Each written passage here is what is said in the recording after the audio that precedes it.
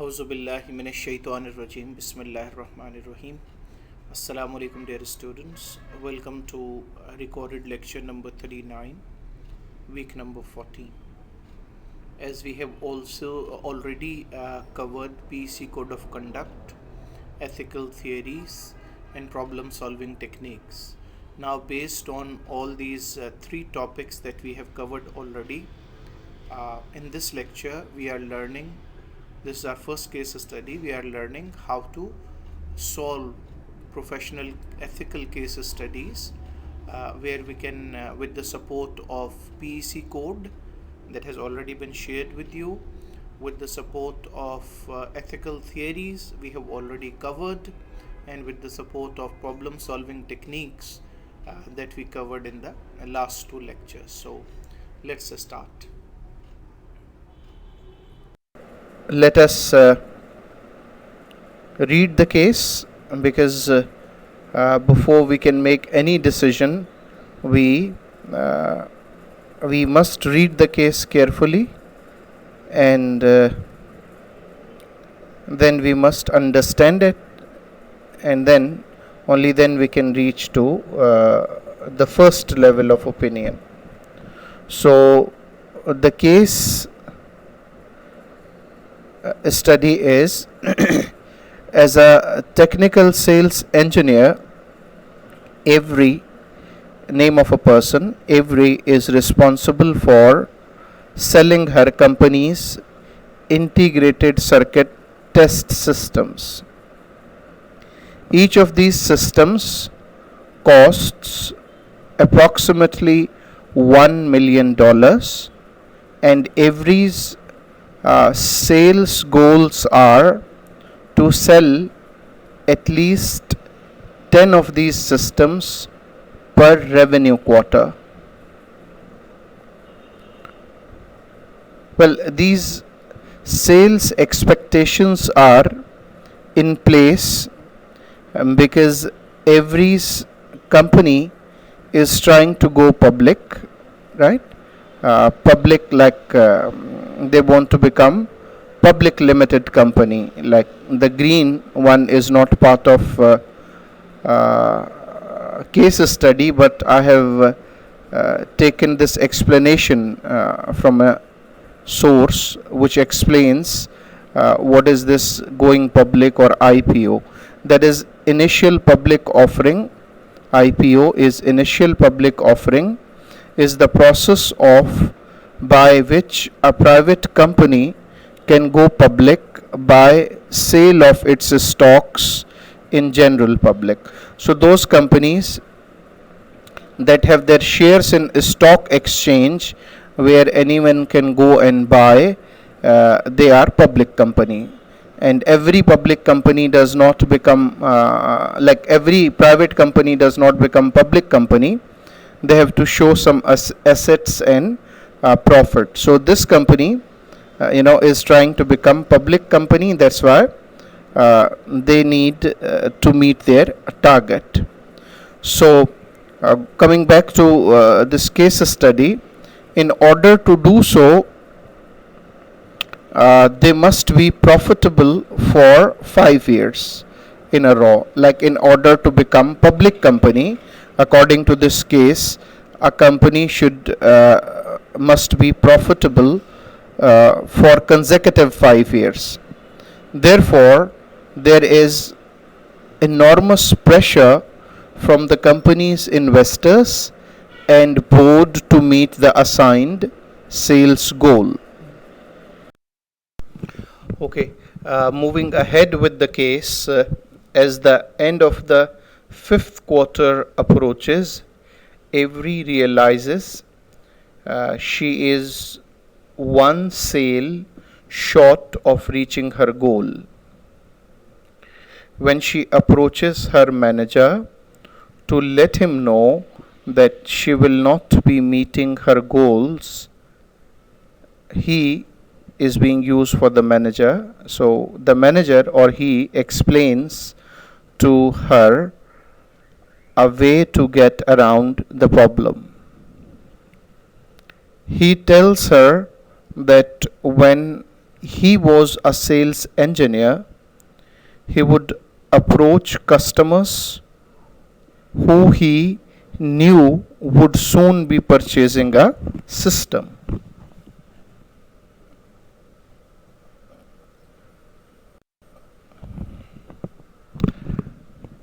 He would get the customer to place the order and receive a price discount if they came to the factory. Be shown an empty shell of a system that was not yet built, and sign paperwork documenting their acceptance of the unbuilt system as if it were already built. That way, the order could count as part of this quarter's profit, but the customer would not have to pay for the order until the next quarter. So actually, just they wanted to show this sale in this quarter, so that they could in paperwork, in the reports, they could show the completion of the sale, whereas in fact the item that they show that has been sold in this quarter in fact has not even been built in this quarter, but because just on paper, they, with mutual understanding with the buyer, so they do so, and they motivate or convince buyer by giving some discount, and but the buyer doesn't have to pay this quarter. Buyer shall be paying next quarter, but according to the document prepared, it would be shown that the unit has been sold in this quarter, and that would count to towards the sale of this quarter, which would complete the minimum required sale for Avery, the sales engineer.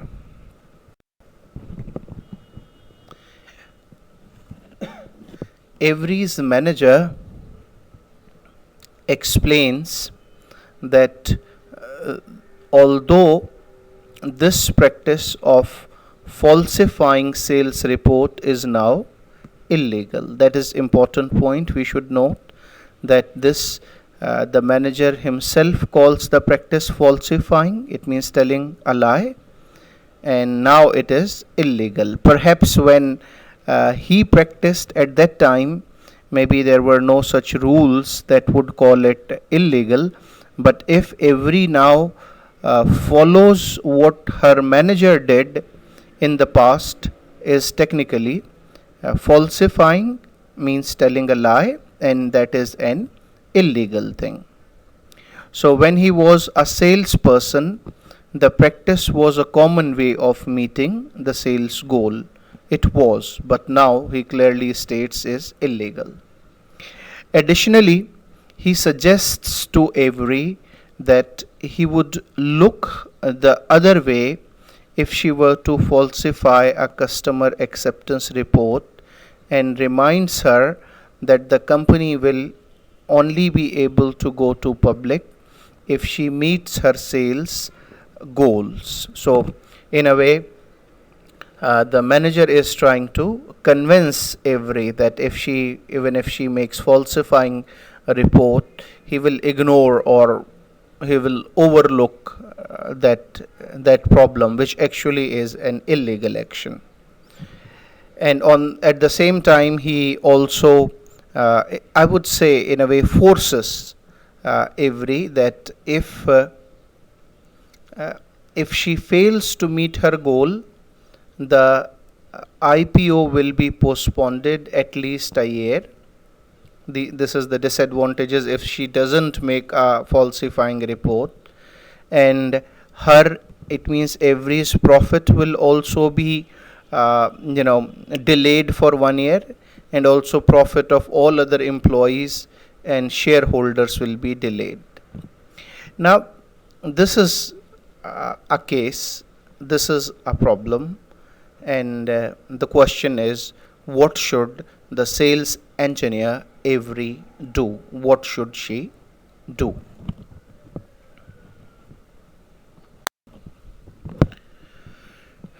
Now, because we will be solving solving this case in this lecture, so the first question is that we have to answer from this case is, what should Avery do? Like, she has two options. One, she can make the falsifying report, and second, she does not make the falsifying report, right? Secondly, whatever the decision we make, of course we will be taking out important points from this case, and on the basis of that, those points, using line drawing technique, we will be answering this question, what should she do? But only answering on the basis of case is not going to be enough. So one, like, support for the decision should come from the case study, of course points from the case. Secondly, we will also be required to support our answer from one or more ethical theories that we think are appropriate in this particular case. Then we will also require support from PEC code for this our decision, and finally we will also require IEEE support to for our answer, the decision that we are going to make in this particular case. So let us move forward and see what and how do we make the decision. Now, as I have just said, that the first most important thing is we must have clear understanding of the case, right?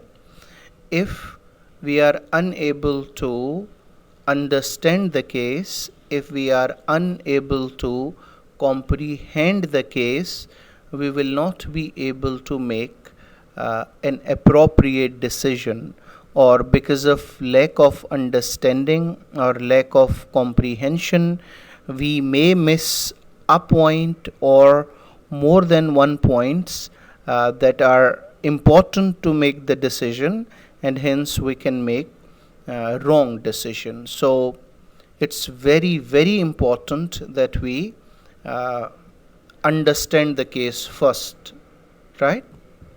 So on the basis of our understanding from the case, let us note down points that will help us make the decision. These all points are from the case. Like, point number one from the case is enormous pressure from the company's investors and board to meet the assigned sales goal, right? Because the company wants to become public, so there is a lot of pressure on the manager and on Avery also, and in fact every salesperson. But because our case is limited to Avery also, so we will not assume anything. Our all decisions are going to be made on the basis of the information that is given in the case. So we are not going to bring anything out of the case, right? Because that won't be relevant then. So we have to limit within to this case. So according to this case, it's very important for the manager to meet the sales target, and then it's also very important for Avery to meet the sales target, right? So it's not only responsibility of Avery, the sales manager only, but it's also responsibility of the manager being head of the sales to complete that.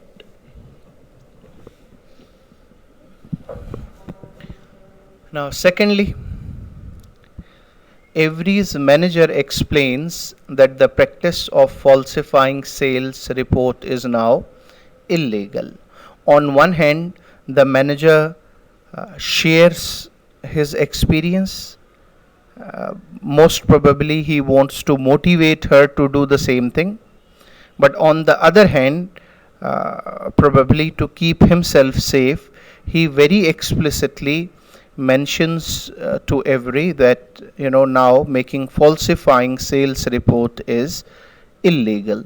So this is also important point that will help us make the case study decision. Okay, so point number 3. Additionally, he suggests to Avery that he would look the other way. Most probably, according to the context that I could understand, that the contextual meaning suggests he would overlook the falsifying. Like if Avery makes the falsifying report, the false report, the misleading report, he informs her that he would overlook, like he will not notice, and he would pretend as if he didn't know. So in a way, he is trying to motivate Avery to make that falsifying report. So other way, if she were to falsify a customer acceptance report. Okay, moving forward to the next important point that is needed to make the decision. It's company. Well, if she makes the falsifying report, what is going to happen? What is going to be benefit of the company? What is going to be benefit to Avery herself? And what is going to be benefit to the employees? At least what is pretended by the manager, right? So a company would only be able to go public if she met her sales goal. So this is one pressure that she might feel that she has to think for the employer benefit, for the company benefit, right? Next, now if she fails, like now since it's clear she cannot make a real sale, so she has to show only in paper. If she fails, I would take it that if she doesn't make that falsifying report and doesn't find a customer who could cooperate with her, so if she fails to meet her goal, the IPO will be postponed at least a year. So if she doesn't do so, so the first disadvantage that company is going to face is that the company will not become a public company at least for 1 year. Number 6, and so will her IPO profit. This is how the manager has been convincing her that if the company does not become public, obviously she won't get the company public shares, and if she doesn't get company public share, her profit is going to be delayed for 1 year at least. This is minimum. There can be more than that. Number 7, and the profit of all other employees. Of course, if the company doesn't become public, then all other employees, Avery's colleagues who have been working in that company, they would not be getting the profit either. And profit of all other stakeholders. Stakeholders are like investors and other people who are directly or indirectly connected with that company.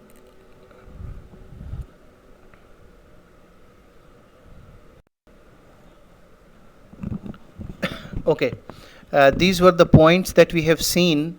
They were from the case study, right? We tried to understand the case study very carefully, and out of that case study I could churn those 8 points out that I believed are very important to make the decision. Similarly, you will also be required to read the cases very carefully and then take few very important points out which are needed to make the decision. So that is one thing we have done for points from the case study. Now we are moving forward towards the other support like ethical theories, PEC and IEEE code. Let's say what ethical theories say about this case decision. Let us say what PEC says about it, and let's see what IEEE code has to say about this particular case. So we covered 8 points, and all 8 of them were from the case study in the last slide. Now we are moving forward towards point number 9, that is duty ethics, right? And what is duty ethics? Duty to tell the truth, right? Duty ethics says it's engineer's duty to tell the truth, and the case very clearly explains what manager demands or convinces Avery is to tell a lie, right? Because the word being used is falsifying a report. Falsifying report means that report is not based on the truth, and if it is not based on the truth, then it's a false thing, and a false thing can be deceiving. So duty ethics would say that no, it's basic duty to tell the truth in all situations. So it will require to. So duty ethics would demand Avery to tell the truth, which means not to make the falsifying report. So duty ethics has this opinion. Similarly, virtue ethics, we covered that virtue ethics is actually your positive or negative character. A positive character is virtuous and a negative character is wise. What is a positive character? Positive character is the one that follows law, that follows ethics, that doesn't harm others, and with all these positivities. Now, what would virtue ethics say? Virtue ethics would say, well, do not tell a lie, right? If you are going to tell a lie for personal or for any other thing, if you are going to do illegal work, so someone who does illegal actions cannot be called a positive character. So ultimately, virtue ethics would require Avery not to make that falsifying report if she is a positive character, if she is a good human being, if she is a good engineer, if she is a virtuous engineer.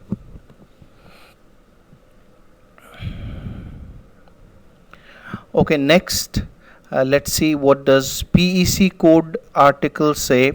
Well, I have brought one article support here, that is PEC code article number 3 which says be realistic and honest in all estimates, reports, statements and testimony, and shall carry out his professional duties without fear or favor. Now, if we try to understand this article, it very clearly mentions that a member should be realistic and honest in all estimates. If Avery is going to make the changes in report, so number one, she is not honest in her estimates. Number two, in reports, like of course she is going to make a false report, so she will no longer be an honest person and she will not be giving a realistic estimate. So this code very clearly forbids Avery to make that decision, to make that falsifying report, right? And the next part is, and the engineer shall carry out his or her professional duties without fear and favor. Again, while making the report, there shouldn't be any fear, according to this article, that the manager is going to remove from the job. And again, there shouldn't be any favor, that you want to favor maybe yourself, that I'll be getting the profit, or maybe the colleagues, or maybe the engineer or senior or someone. So according to this PEC code, article number 3, Avery should not make the falsifying report. Now the next sub article of the same article number 3 is not endeavor to promote his personal interest at the expense of dignity and integrity of the profession. Now if Avery is convinced that you will be losing your profit if you do not make the falsifying report, so this article very clearly states that for your own personal interest you should not compromise dignity and integrity of the profession, because if she makes the report and it of course it's illegal, and then that would be a defame for the engineering profession, that an engineer did such illegal thing. Similarly, IEEE code number 4 is also there to stop her from making such fake falsifying report. Like IEEE code 4, that's about judgment. Software engineer shall maintain integrity and independence in their professional judgment. So it's important to give integrity and independence. It should not be like the professional judgment should not be it should not be influenced. It should not be influenced by a senior or by a situation. If professionally she should make the true report. So this IEEE article number 4 would also ask Avery not to make the falsifying report. Now since we so altogether we have been able to identify 12 points from the case, from the ethical theories, from PC code, and from IEEE code. Now let us divide these points on the basis that those points that support that she should make falsifying report, or those points that can be considered to support, are given below, like enormous pressure from the company's investors and board members will in a way support that she should make the falsifying report. Then point number 3, that that her boss is going to overlook the falsifying report and he will not take notice, that can also encourage Avery to make falsifying report.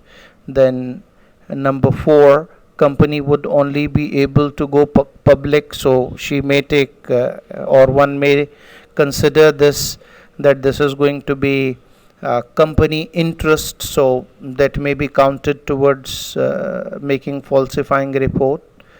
And point number 5, if she fails, then company will not become public again.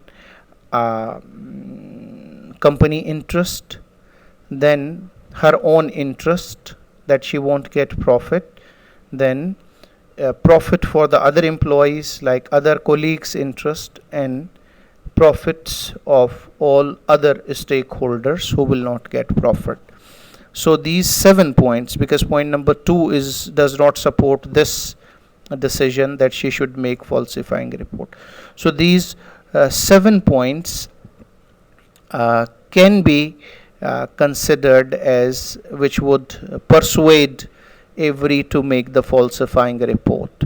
Whereas on the other hand, the next choice is that Avery should not make falsifying report, and out of those 12 points, 7 have supported that she should, and these 5 support that she shouldn't.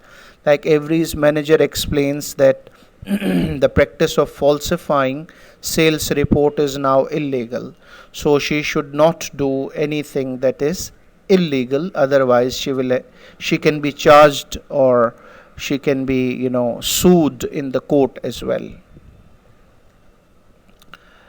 The next point, duty ethics would tell her no, she shouldn't go for falsifying report.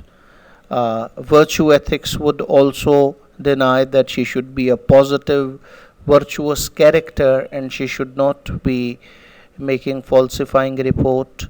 Then PEC code article 3 that we have covered in the previous slides, that would also say no, don't go for it.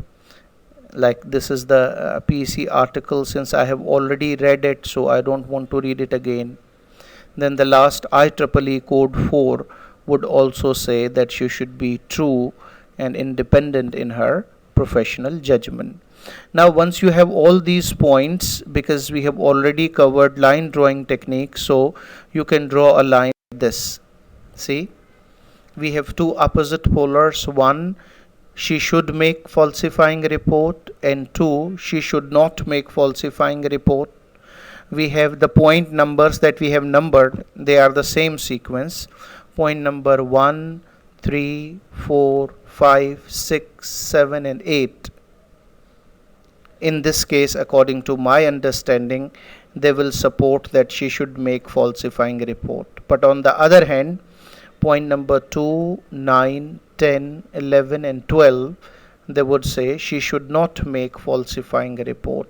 And P shows my decision, so I have my decision that she should not make falsifying report. See, it's not the number of points. If we see, there are 7 points that apparently seem to support that she should make falsifying report, and there are only 5 points that say she shouldn't. So it's not the count that how many points say she should make and how many points say she shouldn't make. It's the value of the point. Both ethical theories deny her. Then PEC code is available that says, well, the member should not falsify in a report or other fact, and also IEEE code would say. So there are very solid reasons available in this case which would say that she should not make falsifying report, right? So my decision in this case is that she should not make falsifying.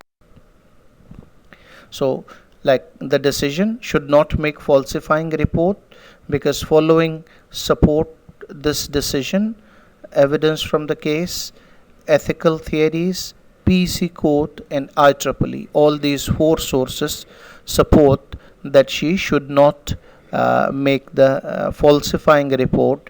And the points that are that apparently seem to support that she should make are not that much strong points, and making that decision of falsifying a report will be both illegal and unethical. So thank you very much. Inshallah, see you in next week lecture.